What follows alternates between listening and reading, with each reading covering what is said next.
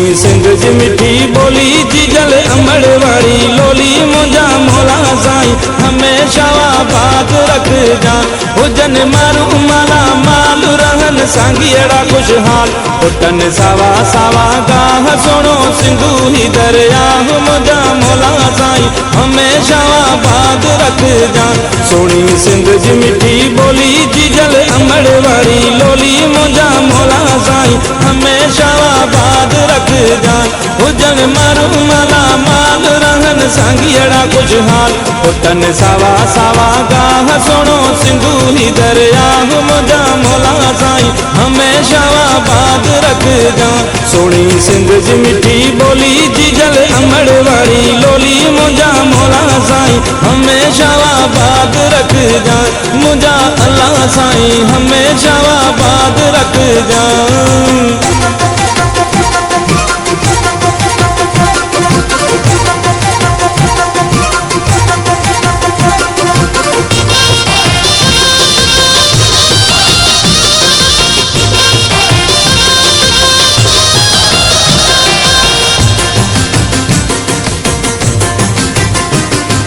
धरती ते अख न पवे के बगैर जी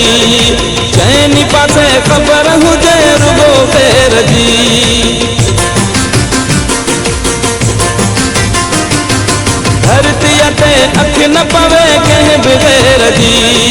चैनी पासे खबर हुजे रुगो फेर जी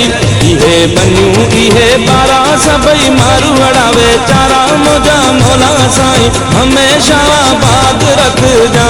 इहे बनियूं इहे बारा सबई मारू अड़ावे चारा मुंजा मोला साईं हमेशा आबाद रख जा मुंजा अल्लाह साईं हमेशा आबाद रख जा सोनी सिंध जी मिठी बोली जीजल अमड़ वाली लोली मुंजा मोला साईं हमेशा आबाद रख जा मुंजा अल्लाह साईं हमेशा आबाद रख जा।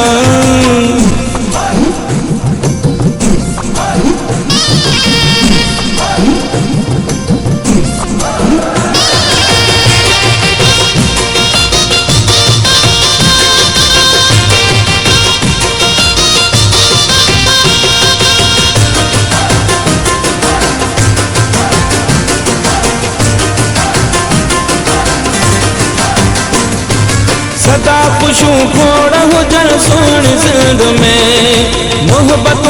मेला मचन सोनी सिंध में सदा खुशूं खोड़ हुजन सोनी सिंध में मोहब्बत मेला मचन सोनी सिंध में इहो पटके वारो मान सिंधी टोपिया वारो शान मुंजा मोला साईं हमेशा आबाद रख जा इहो पटके वारो मान सिंधी टोपिया वारो शान मुंजा मोला साईं हमेशा आबाद रख जा मुंजा अल्लाह साईं हमेशा आबाद रख जा सोनी सिंध जी मिठी बोली जीजल अमड़ वाली लोली मुंजा मोला साईं हमेशा आबाद रख जा मुंजा अल्लाह साईं हमेशा आबाद रख जा।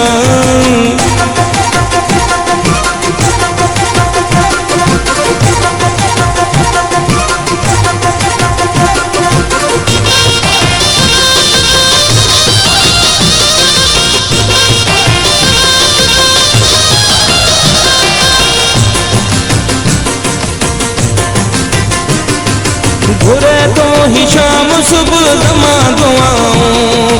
गुलन कदे सिंध ते न पहुंचूं हवाऊं